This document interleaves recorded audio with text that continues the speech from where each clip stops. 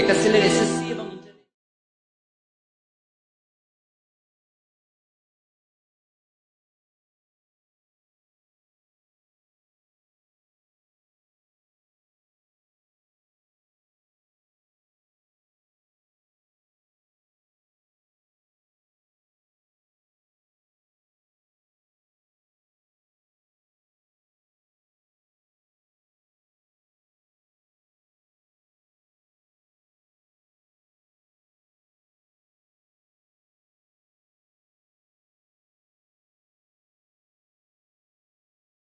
ব্যর্থতার পরে তুমি আবার নতুন করে সফলতার স্বপ্ন দেখো। মানুষের জীবনে ব্যর্থতা আসবে না এরকম কোনো মানুষ নাই, আবার এমন কোনো মানুষ নাই যে পরিশ্রম না করলে সফলতা পাবে না। But you have to try at each and every stage of your life.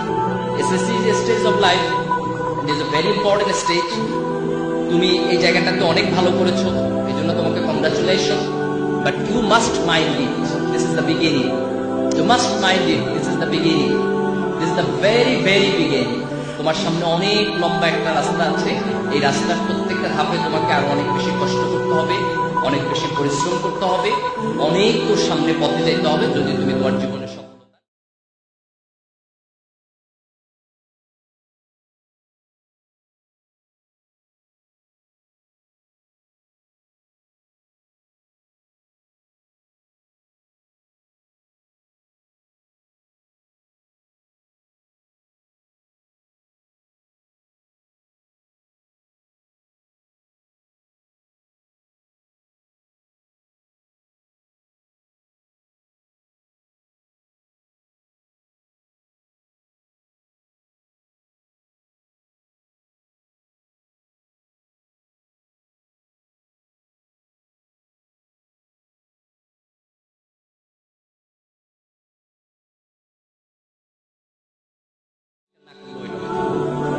এই যে গ্র্যাভিটেশনাল ফোর্স নিচের দিকে টানতেছে, ঠিক মানুষের প্রবৃত্তির মধ্যে একটা নেগেটিভ ফোর্স আছে। এই নেগেটিভ ফোর্স সবসময় তোমাকে নিচের দিকে টানে। তোমাকে এখন পড়াশোনা না করলে ভালো, তুমি নষ্ট হয়ে গেলে ভালো, তুমি আনন্দ করলে ভালো, তুমি ফুর্তি করলে ভালো। এই নেগেটিভ দিকগুলো সবসময় তোমাকে নিচের দিকে ইন্টারঅ্যাক্ট করে। তার বিপরীতে নিজেকে কন্ট্রোল করে একটা ভালো ফলাফলের দিকে এগিয়ে যাওয়া, এটি কিন্তু খুব কষ্টকর। তুমি যদি ভালো করতে চাও, তোমাকে এসএসসিতে ভালো করতে হবে, ইন্টারমিডিয়েটে ভালো করতে হবে, ভর্তি পরীক্ষায় ভালো করতে হবে, ইউনিভার্সিটিতে গিয়ে ভালো করতে হবে, পিএইচডি করতে গিয়ে ভালো করতে হবে। আর তুমি যদি খারাপ করতে চাও, তাহলে তুমি সব ভালো করার পরে হঠাৎ করে নষ্ট হয়ে যেতে হবে, তুমি অ্যাডিক্টেড হয়ে গেলেই হবে, তোমার নষ্ট হওয়ার জন্য বেশি কষ্ট করতে হবে না। তুমি একটা পরীক্ষা না দিলেই হবে, তোমার পরীক্ষা ফেল করার জন্য এর চেয়ে বেশি কষ্ট করতে হবে। এখন ধরো দুইটা লোক যে এসএসসি পরীক্ষায় খারাপ করলো, আর আরেকটা লোক এসএসসিতে ভালো করলো, ইন্টারমিডিয়েটে ভালো করলো, তারপর ভর্তি পরীক্ষায় যায় খারাপ করলো। এই দুইয়ের মধ্যে বেশি সফল কে আর বেশি ব্যর্থ কে? This is a very confusing question.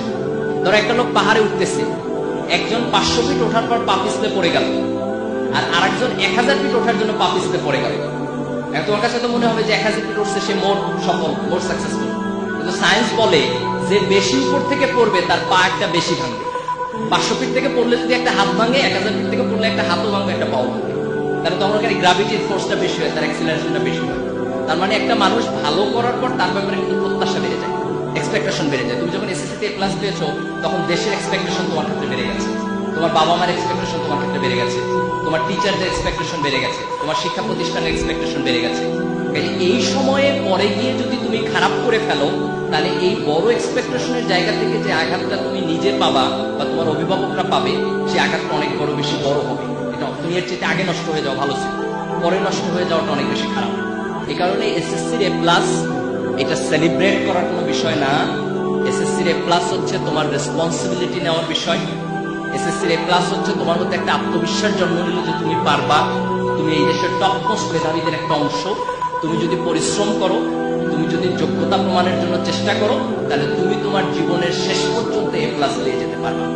এই কনফিডেন্সটাকে সামনে রেখে তোমরা তোমাদের সামনের একাডেমিক দিকগুলো, তোমাদের পড়াশোনার দিকগুলো, এগুলো নিয়ে তোমরা সামনে অগ্রসর হবা, এটি আমরা আশা করছি।